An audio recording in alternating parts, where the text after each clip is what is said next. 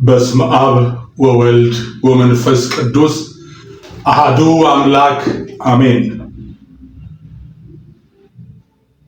ሆሳዕና ምንድን ነው?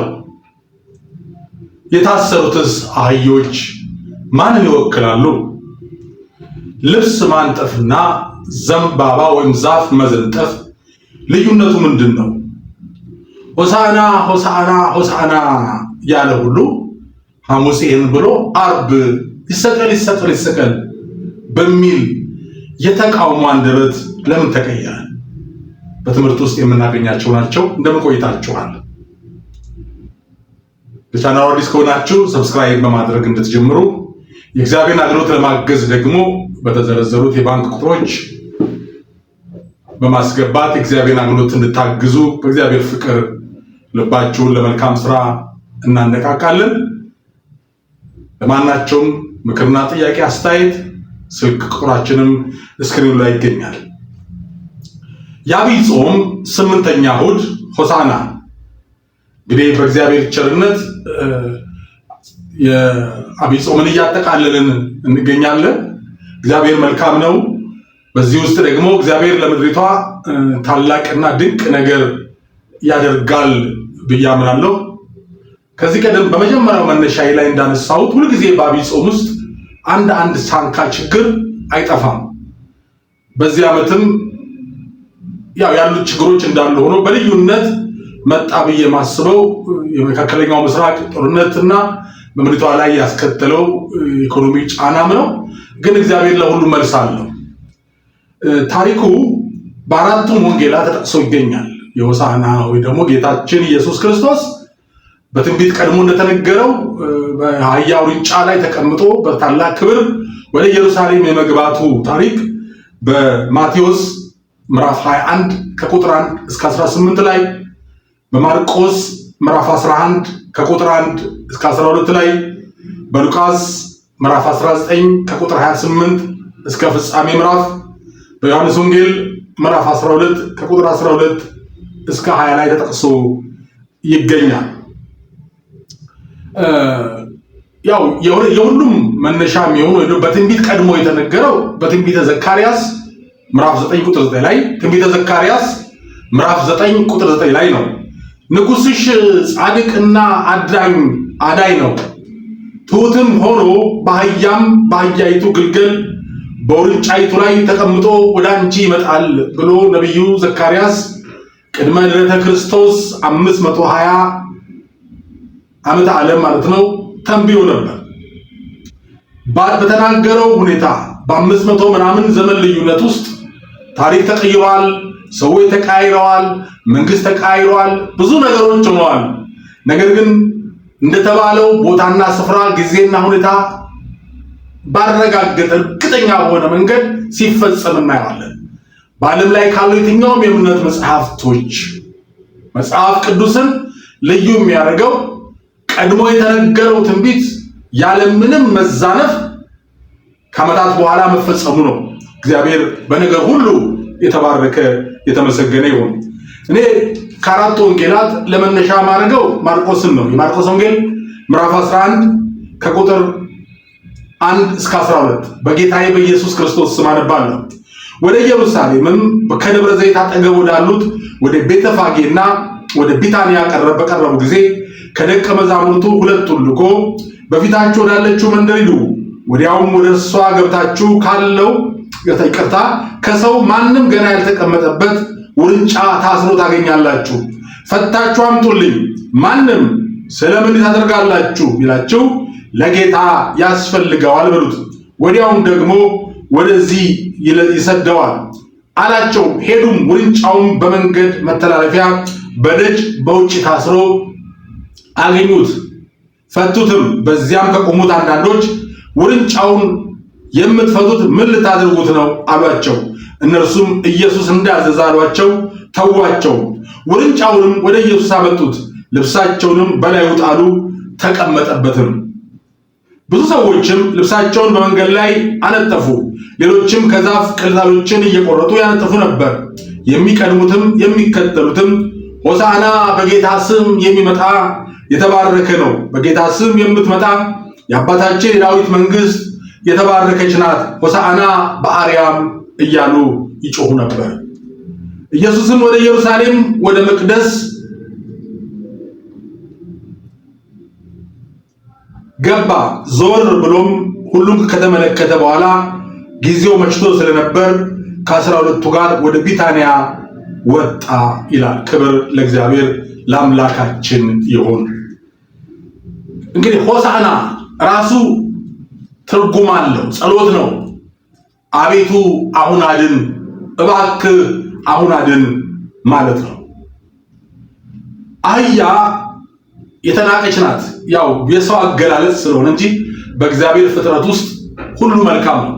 ነገር ግን እንዳለመታደል ሆኖ ልበለው አህያ የመልካም ነገር ምሳሌ አይደለችም። የስድብ የመናቅ ምልክት ናት።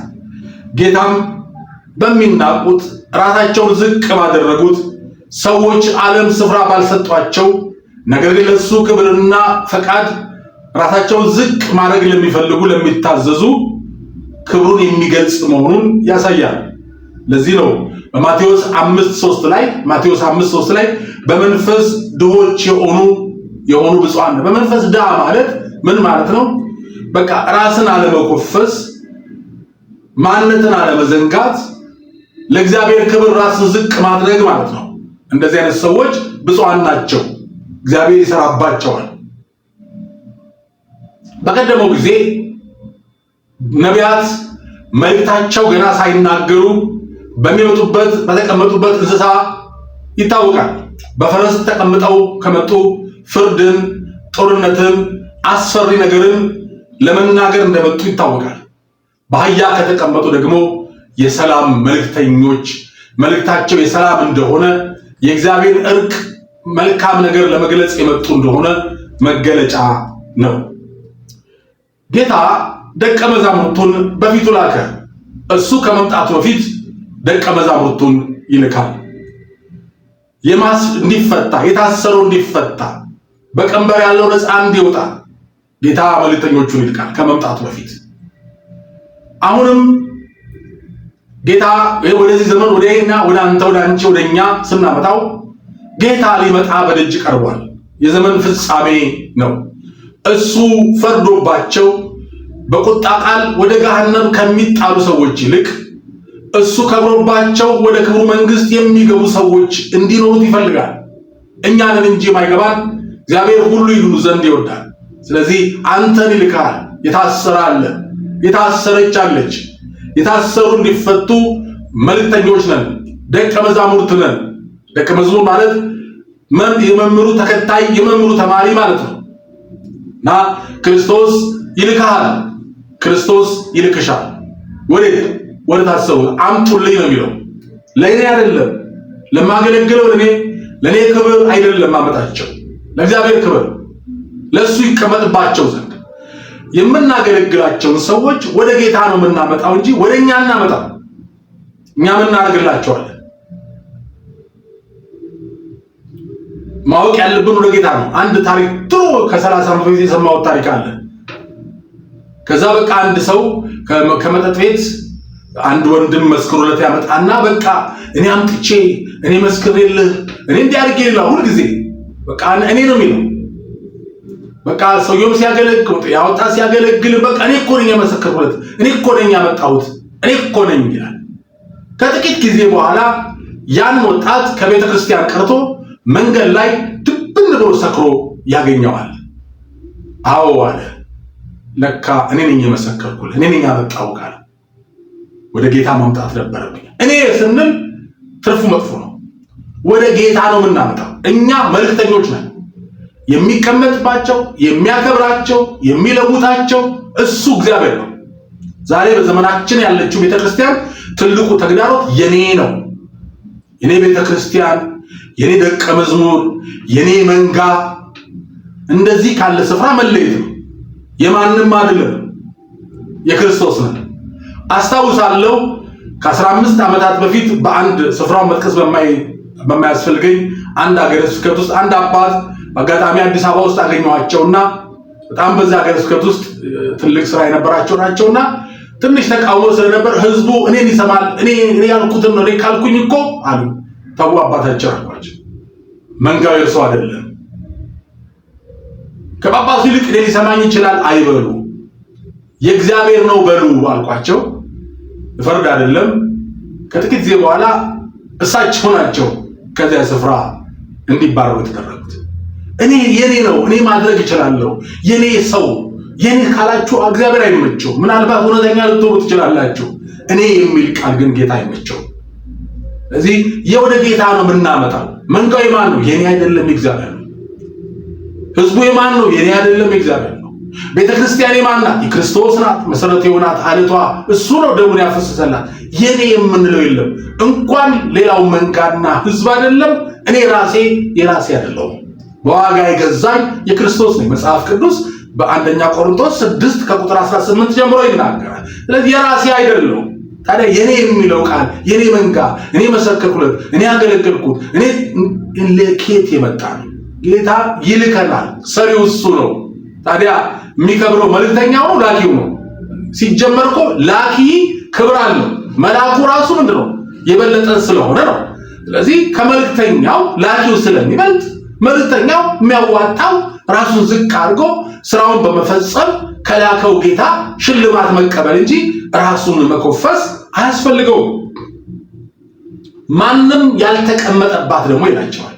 ያው አራቱን ወንጌላት ስንመለከት በትንቢት ላይ 2 አህያና ውርንጫ ይላል።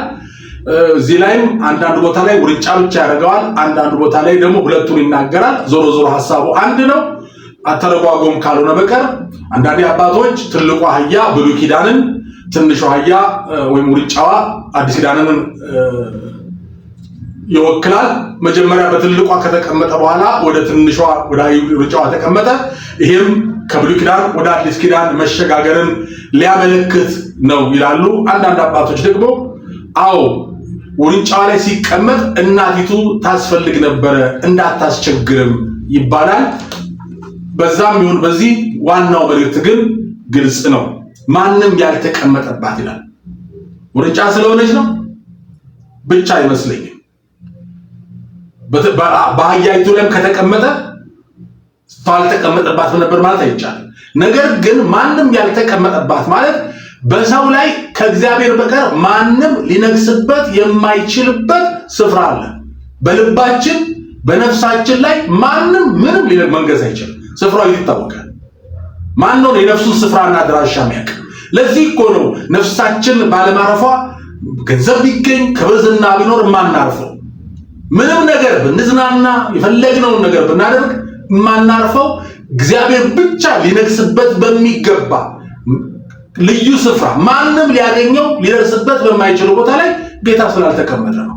ስለዚህ ማንም ያልተቀመጠበት ኃጢአት የያዘ ሰው የታሰረ ሰው በሱ ላይ ማንም አልተቀመጠ፣ ሰይጣንም አልነገሰም። መንገስ አይችልም። ማሰር ይችላል እንጂ መንገስ አይችልም። የት ስፍራውን አግኝቶ ይህን ያመለክታል። በመንገድ መተላለፊያ ላይ የታሰረች ናት ይላል። በመንገድ መተላለፊያ ላይ ኃጢአት ማለት መንገድ ሜዳ ላይ አጥር የሌለው ያገኘ የሚረግጠው ያገኘ የሚቀመጥበት ያገኘ የሚገፋው ማለት ነው። በተለያየ እስራት የተያዘ ማለት ነው።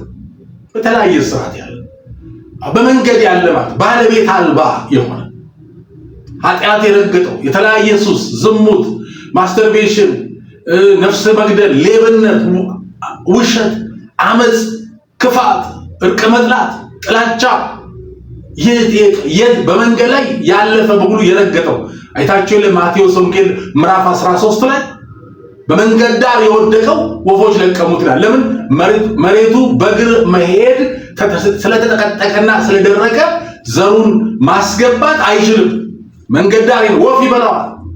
የተጠቀጠቀ ነው። ኃጢአት የተቀጠቀው ነው። ሰዎች የተቀጠቁት ነው። ግፍ መገፋት የተቀጠቀው ነው። እንዲህ አይነቱ ወደ ጌታ መጥቶ ልቡ ካልተከፈተና ክርስቶስ በዚያ ሰው ላይ ካልነገሰ በቀር ዘሩ ፍሬ ሊያበዛ አይችልም። ለዚህ ነው አይለወጥም እኮ እሱ አትለወጥም እንላለን። ክርስቶስ እንዲነግስበት እናድርግ። ዋናው እሱ ነው። ከዛ በኋላ የተዘጋውን ልብ መክፈት የሚችል ጌታ አለ። የሚገርመው ግን በመንገድ ዳር ተቀምጠው ታስረው ለምን ታሰሩ? አይበሉም አይጠጡም እነኛ አህዮች ያለ የለም። የተፈቱ ቀን ግን ለምን ተፈታላችሁ ለምን አሉ። አንዳንዶች ይላል በአንድ ቦታ ላይ ደግሞ ጌቶቹ ይላል በቃ ኃላፊው የኔ የሚሉ ሰዎች ናቸው። ያ ማለት በኃጢአት ውስጥ ስንኖር ማንም ዝም አይልም ይላል። ብትጠጣ ብትሰክር ብትዘፍኝ ብትዘሙቱ እንዳሻችሁ ጫት ብትቅሙ ማንም ምንም አይልም። ምንም ስለምታችሁ ስለምትካፈሉበት ቤተክርስቲያንም ማንም ምንም አይልም። ነገር ግን መጠጥ ስታቆም በጉያ ጫት ከመያዝ ፈንታ መጽሐፍ ቅዱስ መያዝ ስትጀምር በጉያ በእጅ መለኪያና ሌላ ነገር ከመያዝ ይልቅ መጽሐፍ ቅዱስ ይዘህ ስትገኝ ከዘፈን ርቀ እግዚአብሔር ይመስገን እያልክ መዘመር ስትጀምር ያኔ የተለያየ ስያሜም ነቀፋ ይመጣል። ለምን ይላል። አዎ ከጨለማው ስልጣን ስትወጣ ነው ተቃውሞ ያለው። ይሄ መታወቅ አለበት። ታስረህ ያለ ማንም የለም። አንዳንድ ሰዎች እሱ እኮ የኛ ቤተሰብ ነው አልቀየረም እኮ እምነቱን ምን ያደርጋል ይጠጣል አልተለወጠም የኛው ነው ይባላል። እግዚአብሔር ይገስጽ እና ስትለወጥ ነው ሌላ ስም ይሰጥ።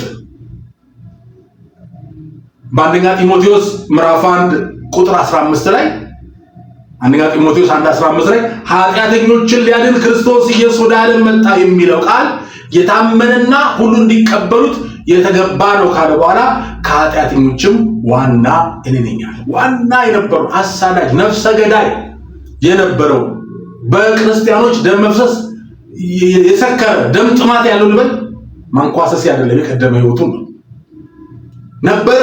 ይሄን ሰው ነው ጌታ ይጠራው። አዎ በክብር እያለ ማንም ያልተናገረው ከዛ በኋላ ግን አቤት ያማረ ልብስ ለብሶ ታላቁ መምህር ተብሎ በሚሄድ ጊዜ ማንም ያልተናገረው ወንጌል ተቀይሮ የእግዚአብሔርን ቃል ይዞ ሲወጣ ግን በድንጋይ መቀጥቀጥ ሌባ ነው ማለት ማንም አልሾመም የሚለው ነገር የመጣው ሲለወጥ ነው። እግዚአብሔር ሲፈታን የህይወት ለውጥ ይኖራል። ከዛ ደግሞ ልብሳቸውን በላዩ ላይ ጣሉ ይላል። አሁን ክርስቶስ ሊቀመጥ ነው። ነገር ግን ልብስ አህያይቱ ላይ ውርንጫይቱ ላይ ከመቀመጡ በፊት ልብስ መሸፈን አለባት። እንዳይቆረቆረው ጌታ እንዳይቆረቆረው ምን ኃጢአት ስለሚቆረቆረው። ስለዚህ የቀደመው ኃጢአት ህይወት ምን ይሆናል?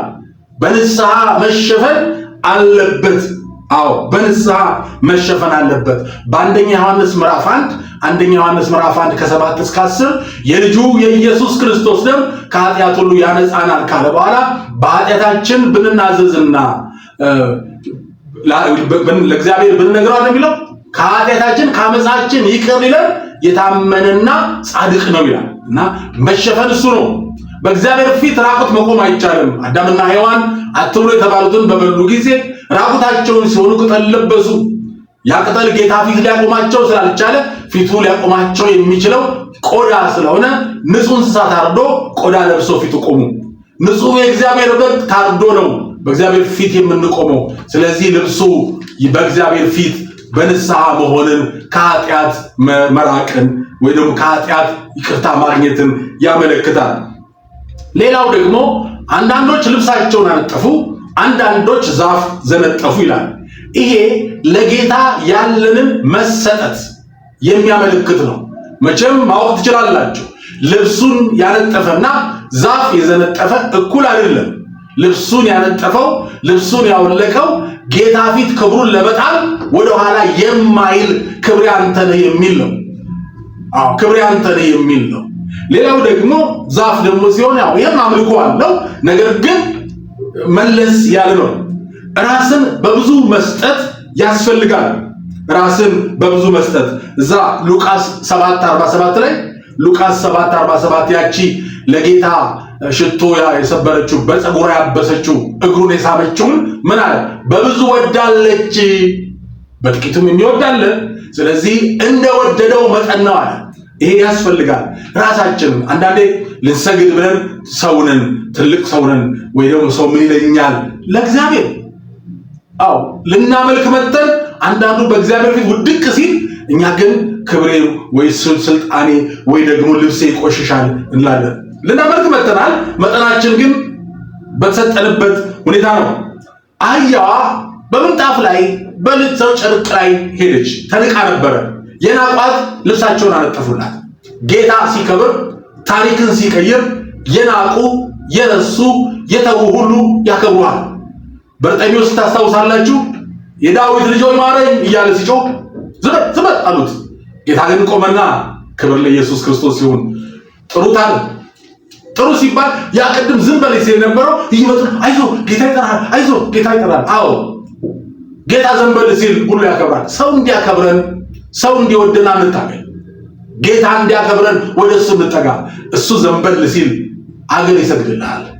አጀንዳችን እሱ ባይሆንም ሰዎች እንዲወዱን መሮጥ የለብንም። ጌታ ሲከብር ነው ክብር የምናገኘው። ጌታ የሌለበት ክብር ምን ጥቅም አለው? ዛሬ ብዙ አገልጋይ ሹመት፣ ሽልማት፣ ስሙን የስም ድርድር እንደ ምድራዊ ባለስልጣን እንደ ወታደር ለፍቶ ተዋግቶ እንዳገኘ ወታደር በቃ የማዕረግ ስም የማዕረግ ምናምን ነገር ደርድሮ ይቀርባል። ቀለል ብለን ለምን አንቀርብም? ክብራችን ከስማችን በፊት ያለው ቅጽል አይደለም። እሱ ለምድር ነው የሚሰራው። ክብራችን ክርስቶስ ነው። የቀደሙ እግዚአብሔር ሰዎች እኮ እኔ እግዚአብሔር ባሪያ ነኝ፣ እኔ ወይራ ለቃሚ ነኝ፣ እኔ እረኛ ነኝ አሉ እንጂ እንደዚህ ከሁሉ የምበልጥ በዚህ ካሉት አገልጋዮች እኔ ከፍ ያልኩኝ ስሜ ስልጣኔ እንዲህ ነው የሚል አላሉ። ለምንድን ነው ቀለል ማለት የሚያቅተን? ቀለል ማለት ካቃተን በእግዚአብሔር የስም ድርድር ሽልማት ካስቀመጠን በእግዚአብሔር ፊት ቀላል ነን፣ ጸጋው የለንም። እንድንከበር የሚያደርገን እግዚአብሔር ጸጋ ከኛ ጋር ነው። ጌታ በእኛ ላይ ከከበረ፣ ጌታ በእኛ ላይ ከታየ የማይሆን ነገር የለም። ክብር ለእግዚአብሔር ይሁን። የገፉን የሚፈልጉን የጣሉን የሚያስቡን ጌታ ከኛ ጋር ሲሆን ነው። እግዚአብሔር ይመስገን። ሆሳና የምንለው አሁንም ለምድራችን ሆሳና እንላለን። አሁንም አድን፣ ታደግ፣ ቤተክርስቲያንን አድን፣ የወደቀውን ሕዝብ ተመልከት እንላለን። ሆሳና ማለት ዛሬም ያስፈልጋል። ሆሳና ለምድሪቷ፣ ሆሳና ለቤተክርስቲያን፣ ሆሳና ለሕዝባችን ያስፈልጋል። ክርስቶስ እንዲከብር ቤተ መቅደሱ አምልኮ መልክ ባላቸው የተያዘበት ቤቱ እንዲያጠራ ሆሳና አልን። የሚፈሰው የወንድማማች ደም እንዲቆምና አገራችን በበረከት በሰላም እንድትሞላ ሆሳና ልንል ይገባናል። ሆሳና አድን አሁን እባክህ እንላለን። በኤልሳ ዘመን እናት ልጆቻቸውን ይበሉ ነበር አይደለም? የረከሰውን ከመብላት አልፈው የርግብ ኩስ የአህያ ራስ ከመብላት አልፈው ልጆቻቸውን ይበሉ ነበር። ዛሬ ይሄ በኢትዮጵያ ምድር አልሆነም ወይ? ሆኗል። ሆሳና ልንል ይገባናል። የረከሰ ነገር ሰው እየበላ ነው። ለእንጀራ ሲል የእግዚአብሔርን ክብር እየጣለ አይደለም። ለእንጀራ ሲል ክብሩን ጥሎ ከማያምን ጋር እየተዋሃደ እየተጋባ አይደለም። አንዳንዴ እኔ መንገድ ዳር ራቅ ካለ ኢትዮጵያ ክፍል መጥራት አስፈላጊ ስላይደለ ነው። መጥተው ሜዳ ላይ ሲለምኑ የማያቸው የ5 ዓመት ልጆች ምናምን አያለሁ። እኔ ልጆቼ በተኙበት አልጋ ትንፋሻቸው የጠፋብኝ ሲመስለኝ ጆሮን ጭዬ አዳምጣለሁ። እናትም እንዲህ ሁሉ ያደርጋል። ታዲያ እናት እንዴት አድርጋ ነው ልጇን ብዙ ኪሎ ሜትሮች አቋርጣ እንዲሄድ የፈቀደችው? ልጇን እየበላች ነው። ረሃብ ስለሆነባት ነው። ወዳድ እግዚአብሔር ይርዳል። ከሆሳና ማግስት ጀምሮ ያለው ቀን ያው ይታወቃል።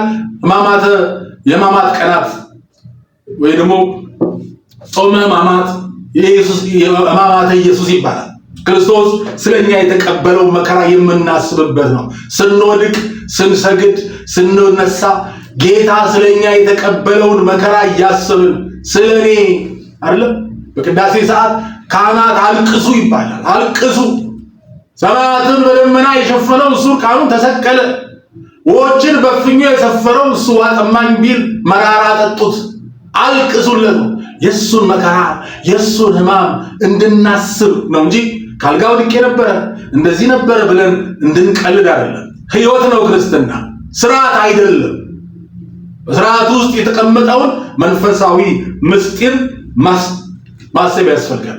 እውነተኛ ክርስቲያኖች በእውቀት ላይ ቆምን መሆን አለብን። በመነሻ ላይ ይቻላል ሐሙስ ሆሳዕና ሆሳዕና ያለ ክብር ለእግዚአብሔር በአርያም ወሰላም በምድር ስምረቱ ለሰብ ያለ ሰው ዓርብ ዕለት ይሰቀላል። የሃይማኖት መሪዎቹን ሰምቶ በራሱ እምነት የእግዚአብሔርን ቃል መርምሮ ያልተረዳ እንደመሩት የሚሄድ ህዝብ ነው። የምታምኑትን ወቁ አሉ አይደለም። አባቶቼ ወይ ወንድ ከሌ የሚለው ብሎ አይደለም። የስ እናዳምጣለን። ግን አንተ የእግዚአብሔርን ቃል በመመርመር በእውነት መቆም ካልቻልክ ዛሬ ሆሳዕና ብለህ ነገስ ይሄ እኮ ነው በምድራችን በአገልግሎት እናያለን። ዛሬ አናታችን ላይ ካላወጣ ነው ያሉትን አገልጋይ ነገ ደግሞ አይን ላፈር ይላል። ዕውቀት ላይ ስላልተመሰረትን ሰው ላይ ስለተንጠለጠልን ነው። እዛ የሐዋርያት ሥራ ምዕራፍ 17 ቁጥር 11 ላይ የሐዋርያት ሥራ 17 11 ላይ ከተሰሎንቄ ሰዎች የቤሪያ ሰዎች ልበ ሰፊ ነበሩ። ሌሎቹ ከከተማ ከተማ ጳውሎስን ያሳድዳሉ። በቃ ሌላ ስራ አጥተው ዛሬም እንዲህ እኮ ነው። ስራ አጥተው ሰው የሚያሳድዱ ሚዲያ ላይ ቁጭ ብለው ይጽፋሉ። እንደ ቤሪያ ሰዎች ልባቸውን ሰፋ አድርገው ይሄ ሰው የሚያስተምረው እነዚህ ሰዎች የሚሉት ምንድነው ብሎ ቃሉን ከእግዚአብሔር ቃል መመርመርና ልክ ካልሆነ መጣል ልክ ከሆነ በሙሉ ልብ መቀበል ነው። ስለዚህ ሆሳዕና ብሎ ልብሱን አንጥፎ ዛፍ ዘንጥፎ ያከበረ ይሰቀላል። አው የህይወት ምልክት ፈላጊ በቃ ምልክት ተአምር ፈላጊ ስሜታዊ የሞራል ክርስቲያን ስለ እምነቱ ሌላ እንዲያምንለት የሚፈልግ ነው። እግዚአብሔር ጸጋውን ያብዛልን። ሆሳዕና በአርያም ለወልደ ዳዊት አባታችን በዳዊት ስም የምትመጣ መንግስት የተባረከች ናት። ሆሳዕና ለምድራችን፣ ሆሳዕና ለቤተ ክርስቲያን፣ ሆሳዕና ላንተ ላንቺ ቤት፣ ሆሳዕና ለሁላችን። ጊዜውን አስፈጽሞ ደግሞ ለበዓለ ትንሣኤው በሰላም ያብቃን። ሰላም ሁኑልኝ። ቸር ይግጠመን።